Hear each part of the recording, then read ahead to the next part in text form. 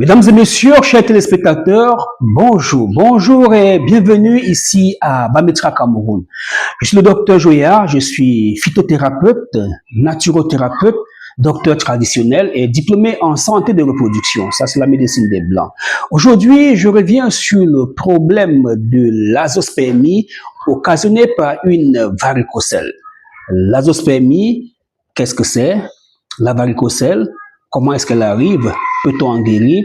Dans un instant, je vous reviens.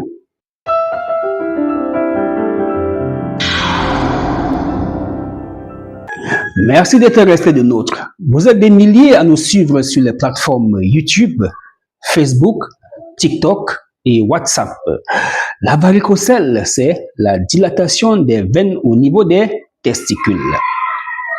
Dilatation des veines au niveau des testicules. Les veines servent à quoi?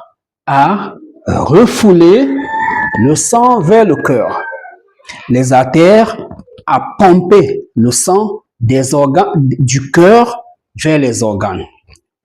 Le cœur pompe le sang vers les organes à travers les artères. Écoutez bien.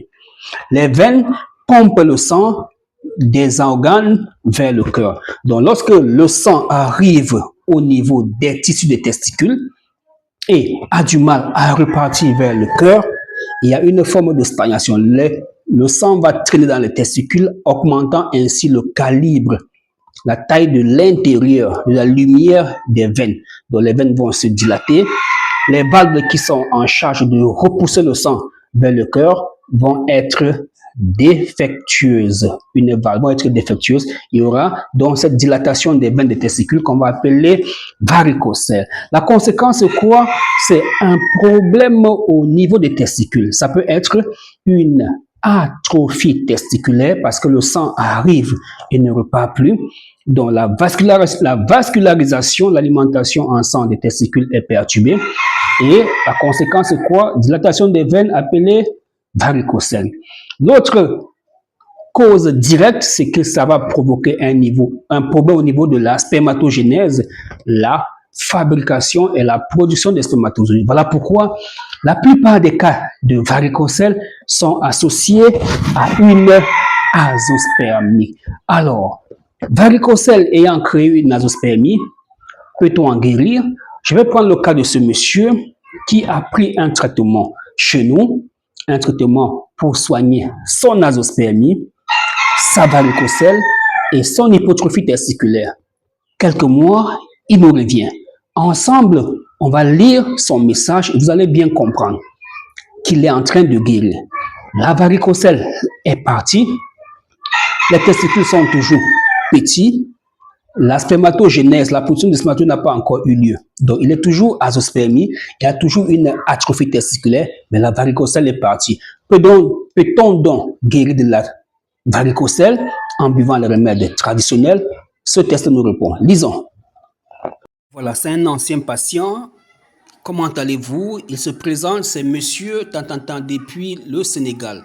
Vous m'avez envoyé des médicaments octobre 2024 que j'ai fini d'utiliser février 2025.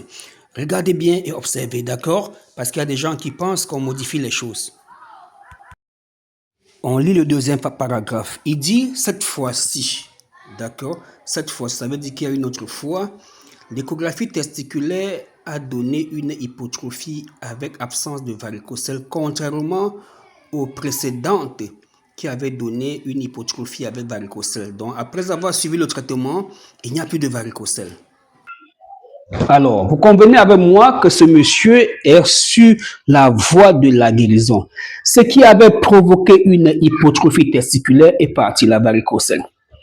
L'hypotrophie testiculaire est toujours là parce que les testicules vont pas du jour au lendemain grossir subitement comme ça, donc comme une fleur qui s'éclate à la lumière du jour, non. Les testicules vont grossir tout doucement. Donc lorsque la circulation sanguine va être complètement rétablie, les hormones sexuelles masculines vont être sécrétées, la testostérone va monter, les testicules vont commencer à prendre du volume. Et lorsque les testicules vont commencer à prendre du volume, ça va déclencher la spermatogénèse, la fabrication et la production de spermatozoïdes. Alors, vous êtes un homme azospermique. Oui, le monsieur qui a une azospermie, c'est un homme azospermique.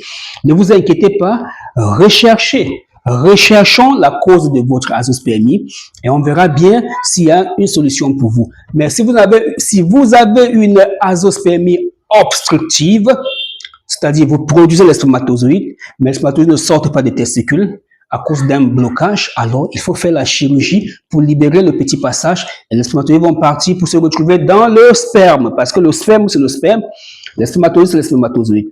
Les spermatozoïdes sont fabriqués dans les testicules, le sperme est fabriqué un peu plus haut par la vésicule séminale, les sécrétions de la prostate. D'accord, donc les spermatozoïdes sont fabriqués dans les testicules, passent par le canal déférent pour aller rester dans le sperme pour être éjaculé. Alors, qu'est-ce qu'il faut faire dans ce cas? Prenez le numéro du docteur Njouya. Il va vous envoyer faire un spermogramme d'abord. S'il y a azoospermie, il vous dira de faire une échographie testiculaire. Si l'échographie testiculaire montre des soucis au niveau des testicules comme une hypotrophie testiculaire, je vous dirai de faire un bilan hormonal. À l'issue de cette batterie d'examens, échographie testiculaire Doppler de préférence, bilan hormonal, alors je vais savoir ce qu'il y a lieu de faire pour vous. Si c'est une azoospermie obstructive, alors je vous dirais d'aller voir un neurologue qui va libérer le passage. Mais si vous ne produisez pas du tout, parce que les testicules sont hypotrophiés, devenus petits, ou dystrophiques, devenus trop grands, alors il existe des remèdes pour vous. L'oignon sauvage étant la clé, la base de ce remède. Si vous êtes en Afrique, vous êtes à Douala, vous allez voir nos frères Fulbé qui marchent dans les bars, dans la rue, avec des petits oignons comme ça, qu'ils utilisent pour